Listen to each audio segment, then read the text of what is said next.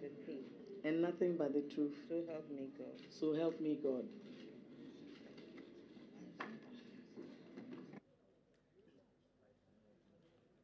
Once, is that the spelling of the once? Is there a term of art or your own creation? It was my own creation. 2, Medium Productions, Kukuruku. Are you talking about Kukuruku on Peace FM? No, sir. This was a children's learning program for GTV. And a part-time secretary, as well as a telesales clerk. I returned to Ghana and worked for myself, and then worked at the Bank for Housing and Construction. I created, in the informal sector, the Young Ones Enterprise in Tamale.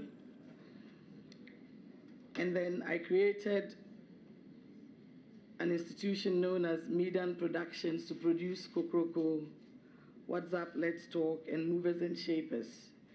I also acted as the facilitator for Campaign for Greater Discipline, and then worked as a consultant for another creation, Medan Educational Trust, in collaboration with Plan Ghana, which took me to Mu and to Wa.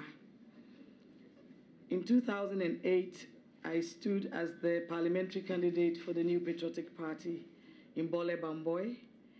And then in 2010, I stood as the National Women Organizer, as well as in 2014. And currently, I'm still the Women's Organizer. Whilst you were at the office of the Vice President, you were also an Executive Director, is that correct? Yes, please. I just want some clarification from the nominee as it relates to her CV. I have seen elsewhere some claims being made, and I would just like you to address it as it relates to your CV.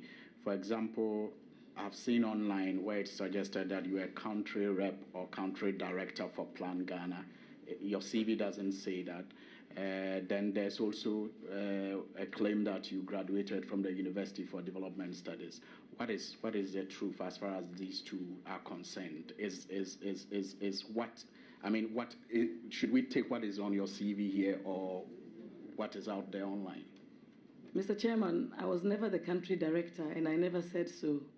I was a consultant to Plan International Ghana, and I did say so. Concerning the university, in terms of the reconciliation of my results, they haven't been able to finalize that, and I don't need that here, so that's why I didn't put it on. Madam Otiko Afisa Djaba. Yes, Mr. Chairman. You are a national women's organizer. Yes, Mr. Chairman. You've been at the forefront of championing the welfare, the cause of women, advocacy, and all that. And on your CV, you've indicated Kaye, girls, and all that. But this particular question, I want to focus on Kaye, which has been a very huge social menace in this country. Can you share with us, now you are moving from campaign into government, where you're going to lead the whole ministry. What are you going to do differently than your predecessor to champion and to make sure that these are Kayaye that we see struggling on the streets? You see them carrying their babies at their back, sleeping anyhow on the streets. It's very worrisome. Can you share with this committee how you're going to help the president and his government to deal with this problem of Kayaye? That's my first question. Thank you very much, Mr. Chairman. The Ministry of Gender has a social protection policy, and it looks at the very vulnerable in our society. And as somebody who has worked with very deprived children and youth, I initiated that project to be able to capture them and include them in all the activities that we have been embarking on. And so this is an opportunity for me to take it to a national level, because as a women organizer, I could only do it in small bits. There are, Mr. Chairman, over 50,000 Kayaye, and it's not only the girls. We have the young boys as well who push the tracks. There is no regulation currently. However, I've been made to understand that even the domestic helps and people who carry things across the country in places like Techima, in places like Ashanti region, Kumasi, they all fall under the Kaya phenomena. And so if we are going to alleviate poverty, one of the things that we would have to do is to have a database. My predecessor, Nanoye, has already started it in Accra. And we would want to take it nationwide and ensure that every head porter, and this is the Ministry of Gender, so it's not just about girls, it's about families. We'll capture all of them and ensure that they are included in how we alleviate poverty and provide skills training so that they can be part and parcel of national development. There is an unfortunate incident during which you were purported to have said things that would look as if women do not get to positions on merit. I'm referring to the case of you supporting an honorable member of parliament who made a comment that the chairperson for the Electoral Commission may have been there based on, compromises that she may have made and to use sex for job, that is the implication. And Ghanaian women actually lived up to expectation. There were so many people coming out. Indeed, we are not the other women to have suffered similar fates when they are described in such terms. When this happens, children are traumatized because they go to school and their school children tease them when they hear these things. Can you tell me exactly what happened? You were purported to have supported the claim that the honorable lady may have got a job through some sexual compromises. It is a misconstrued impression. What I said at the time that Honorable Kennedy Ejapong made the statements, the allegations, I said that Madame Charlotte, because of her position, the first woman to occupy that seat, and the fact that she needed to be like Caesar's wife, above reproach, I said that because of her integrity, there should be an investigation so that her name will be cleared. I never said that I supported the allegation or otherwise. All I called for was an investigation by the National Security or the BNI, and my responses are on Ghana Web.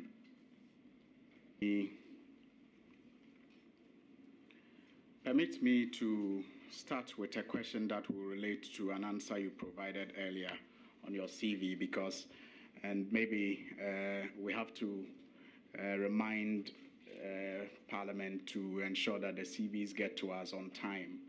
We got it this morning in our pigeonholes, and it makes it difficult to actually do some work on it before you sit here. So in answer to a question I asked earlier about the absence of your reported graduation from UDS, you said because of a reconciliation. Now, what is the problem with the reconciliation of the results? Does it have to do with academic fraud or performance? I finished the UDS in 2009, and I didn't go back for my certificate because I didn't need it.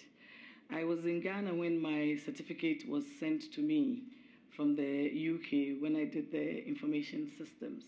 And so when I went, they said that they were trying to reconcile my results, and the registrar had also traveled.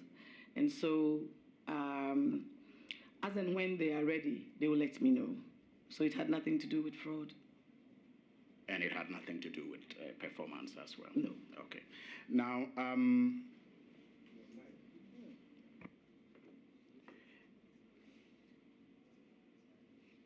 over the past years, it is known to everybody that you have been very active in partisan politics, actively campaigning alongside Nana Akufo-Addo, now the President of the Republic.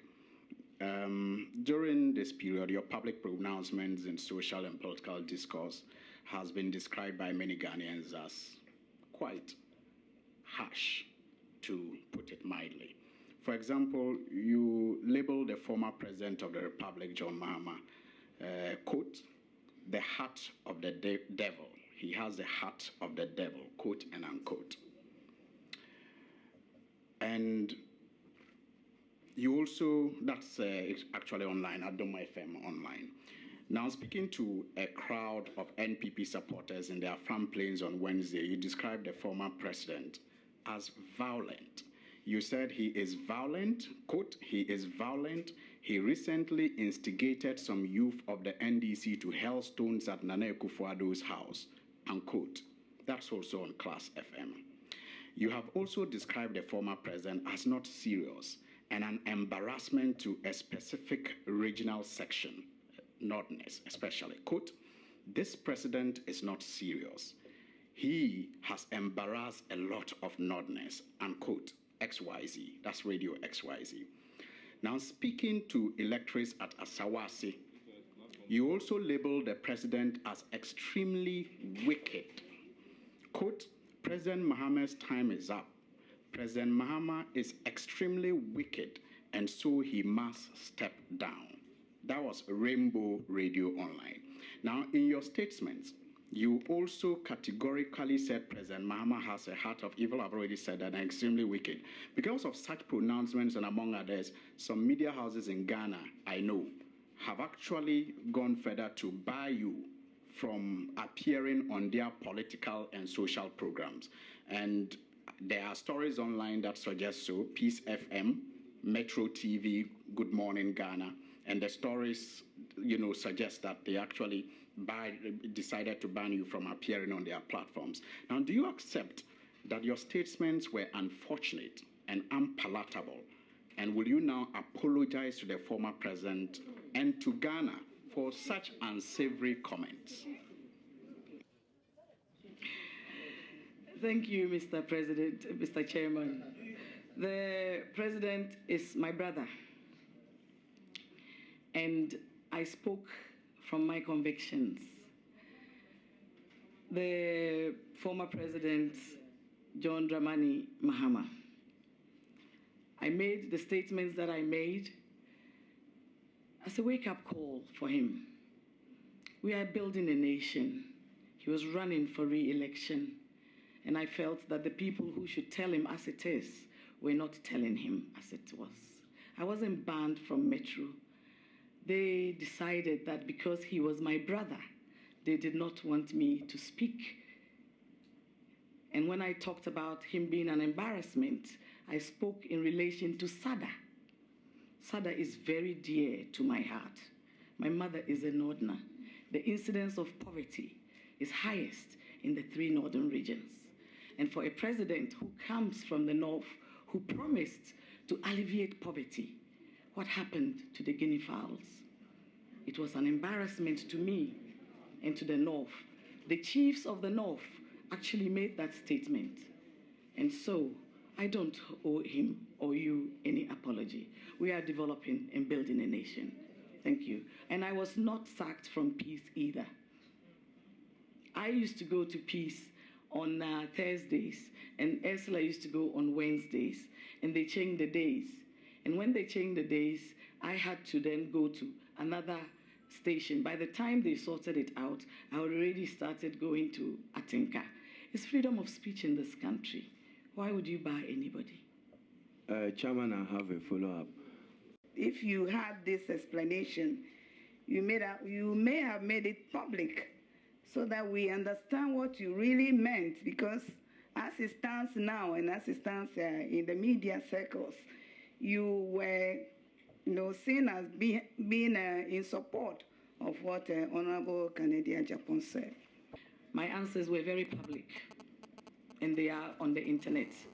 If you go to Ghana Web, if you go to Modern Ghana, Mr. Chairman, you'd find my responses. I categorically said that if it was me, I wouldn't be happy about it. And so there should be an investigation. And I believe that it is in the interest of women that we must be seen as people who are respected for who we are. Nobody questions a man, how he got his job, but people always question a woman. But if there's an investigation, she will be cleared. And if it happened to me, I would ask that an investigation should be conducted. This is an opportunity for you to tell us exactly what you wish to tell Ghanaian women, that you did not at any point in time denigrate another woman who wants to rise to high public office. Mr. Chairman, I categorically and emphatically state that I did not denigrate Madame Charlotte Osei. I said that the issue should be investigated, and that would advance the cause of women. And I believe that as somebody who has been in the same situation, I will be the last person to treat any other woman in that manner. I believe that the women of Ghana deserve respect, and for her to have acquired that position is not an easy one. And so if anybody thinks that I was supporting one way or the other, I'll say that that is propaganda and that is politics. My answers are in the public domain. I categorically and emphatically stated severally that the issue should be investigated and that I don't support either side of it until after the outcome. And Honorable Kennedy also said that after a while that it was a joke. And I never went back to say that. Even though he said it was a joke, we should still go and investigate it. I left it at that. This matter of the electoral commissioner's appointment will not go away. It's a matter that the gender movement feels very strongly about. When the matter happened, women in leadership roundly condemned it, and they condemned it outrightly. I have here the transcripts from your July 19, 2016 interview with City FM, and this is exactly what you said. We need to focus on why he said it, because he is not an ordinary person. He is a member of our legislature. He should not be condemned outright, but we should find out if there is any merit in what he said or not. For the sake of our country, for the sake of democracy, for the sake of peace and transparency in the election. There is no smoke without fire. And this honorable man will not come and make that statement with no reason, unquote, quote and unquote. You have repeated here this afternoon that you were calling for an investigation. That is the interpretation we should give to these statements, which clearly shows that you agreed with the Honorable Kennedy Djaba, that you believe that the electoral commissioner was appointed based on sexual favors that she gave or rendered to the president. That is the matter in question. It's a serious matter, a grave matter. I want to know from you, when you say you were calling for an investigation by who? By which organization? Which entity in this country investigates sex for jobs? I want to know. Which organization? The National Security, BNI, and any other bodies like Shiraj should do the investigation. I did not say that I agreed with Honorable Kennedy. What I said was that, yes, he's an honorable member of this House. Are you not an honorable member of this House? All members of Parliament are honorable members. And so if he has made this serious allegation, then it purports that the nation should investigate it. We shouldn't just leave it like that. I am also a woman, and I have been described as such. And I did make that statement categorically, that if those statements were made against me, I would not be happy. And so the issue should be investigated so that the country will know that this is the position. I never said that I supported Honorable Kennedy or otherwise. I said that the issue should be investigated, and that is what I said. Conduct on this matter to well-meaning Ghanaians to know who is going to become the gender minister. My second question has to do, my second question, and I would never question your appointment and raise those issues. My second question has to do with the issue of role modeling. You are going to be a minister for gender, children, and social protection. Children. There is a concern out there. Clergy, Islamic clerics, civil society organizations, senior citizens, they are concerned about the kind of language that is used, intemperate language, how elders, leaders in this country are described. Some are called evil, some are called people with the devil's heart, and all of that. As Minister for Gender, Children, and Social Protection to be, what will be your views on sanitizing the media? How will you seek to sanitize the media and to create role models for our children, so that our children will grow to become responsible citizens who we can all be proud of as we build a decent society?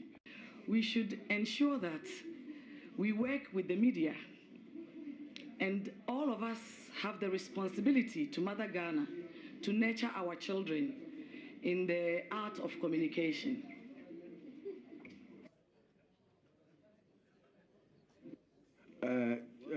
Honorable Ablakwa, you are appearing before the Appointments Committee of Parliament, and you have a duty and a standard of duty to show utmost respect to the elected members of this Parliament. This your word, babies with sharp teeth, is offensive. No, it's offensive. Will you withdraw that and proceed further with your other comments? Please, who have I offended? Okay, it's noted. All right. Who did you describe as baby with sharp teeth? I didn't describe anybody. I just said that we should expunge that from our body politic. Yes, we should stop all that. His question was about communication and being a role model, Mr. Chairman. I know, we all know that in this country, certain epithets, descriptions have been made by certain people, which have become stuck to certain people. So if you didn't mind, choose another expression so that you will reach the same target. Okay. It's important that as we build a nation, we use language that is not insulting, language that is temperate, language that will help us unite and build a nation.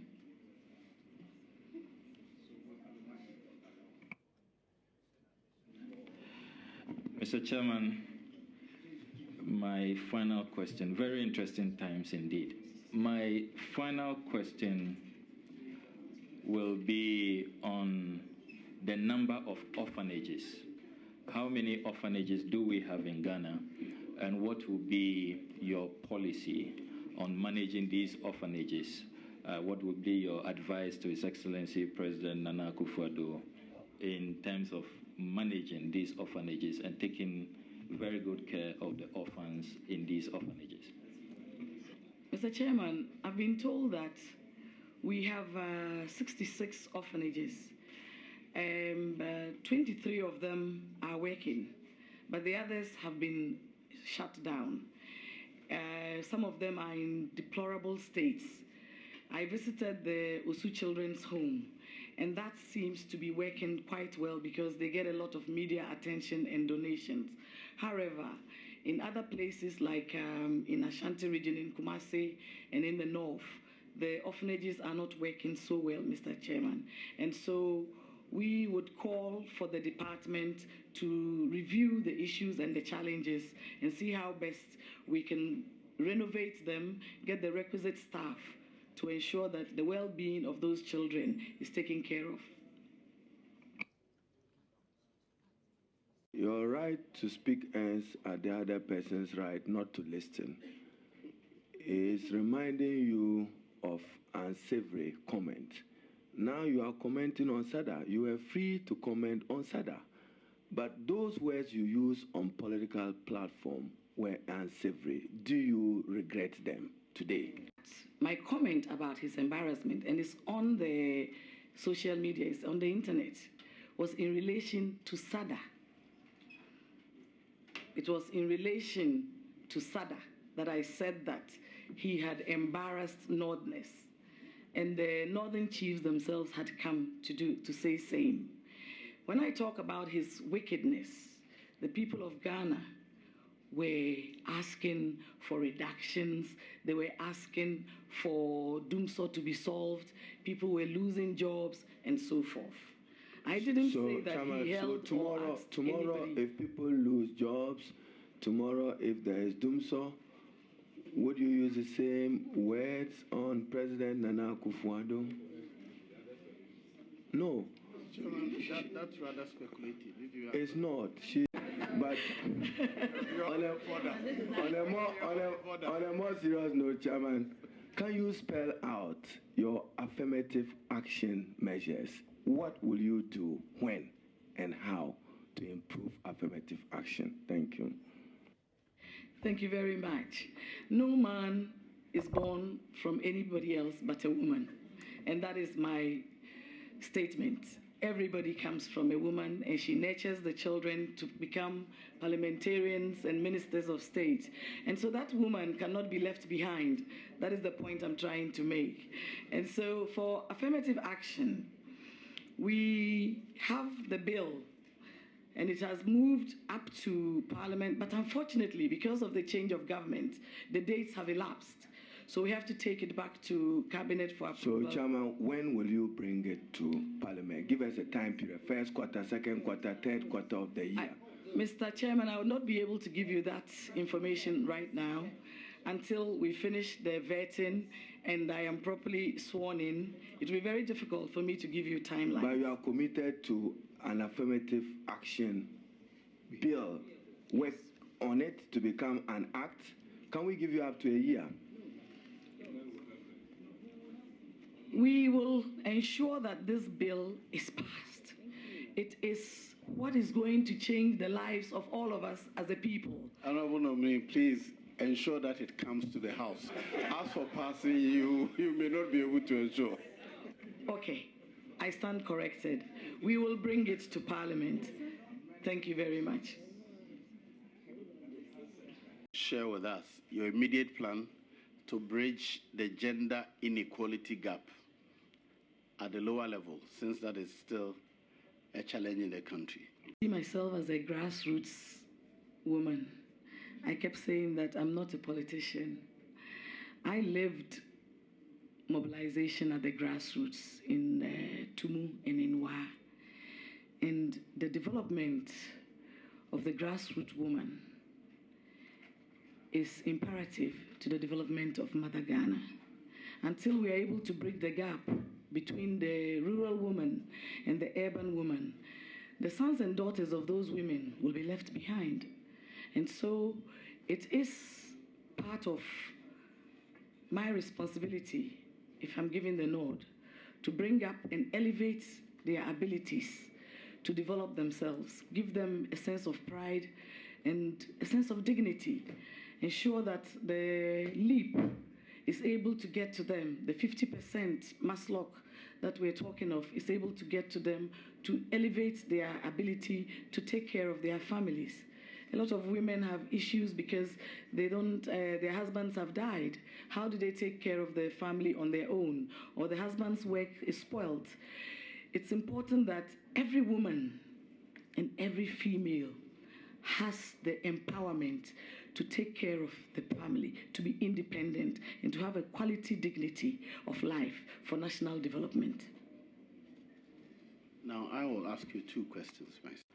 Is the challenge to women empowerment legal impediments or social orientation? Mr. Chairman, it's both. Ghana is a male-dominant society. our culture and our traditions have not favored the development of women. Men are used to the positions that women are now coming into. Men at 16, the male child is invited to decision making, and the woman who gave birth to him, who is probably 50, is left behind because she is a woman. You cannot decide on her behalf because it is a male child. The time has come for our country to encourage decision-making participation by both groups, the males and the females, for us to harmonize and to develop Mother Ghana. So, for me personally, it's a challenge that I'm looking forward to. It is something that I've always felt that if given the opportunity, I would really want to bring men and women to a point where we understand that we are not enemies, but we must complement each other's roles.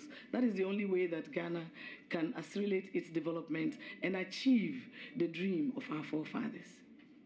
Okay. Challenge is the kind of orientation we have.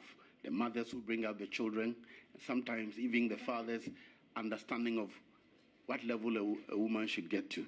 So probably we should focus more on that. I have one child, girl child. She's the top. She's gone everywhere. She chooses where she wants to go, and I support her, much the same way as the boys.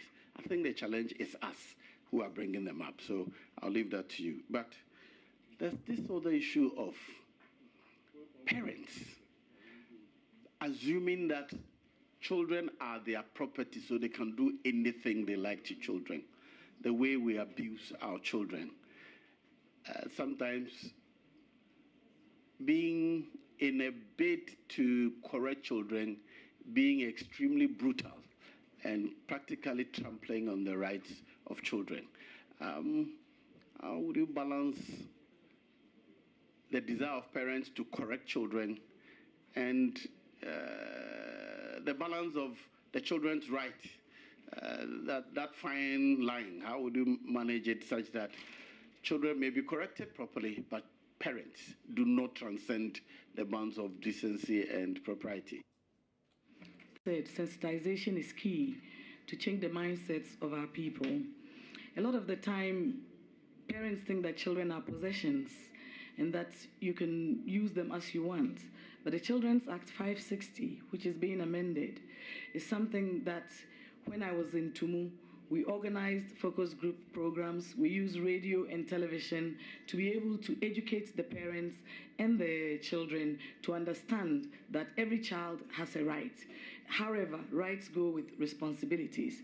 And so we'll be doing a lot of advocacy and awareness raising, using the various tools of communication to ensure that we allow our children to fulfill their full potential. And if they do that, they will be of a better benefit to us as parents.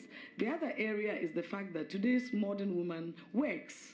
And so she's not at home all the time to keep an eye on what the child is doing.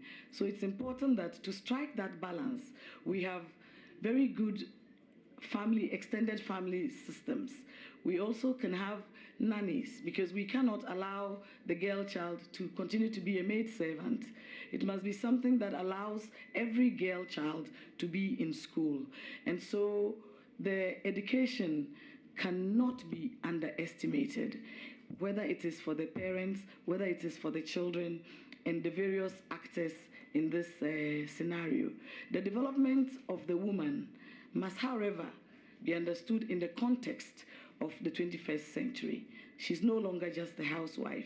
I had to take almost 10 years of my life out to take care of my children. It was a choice I made. It might not be available to every woman.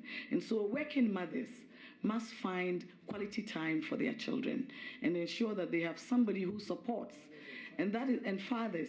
And that is why even the men, our male children, must be educated from early childhood to understand the working together of both the male and the female. No longer must the boy child play with computers and go to school. He too must learn to do house chores, just as the girl child can do the science and the other things, because a lot of people have girl children, and it is these children who will partner the males. And we don't want a situation where when they grow, the man will say that, Now you are not good enough to be my wife. Thank you. Okay, thank you very much.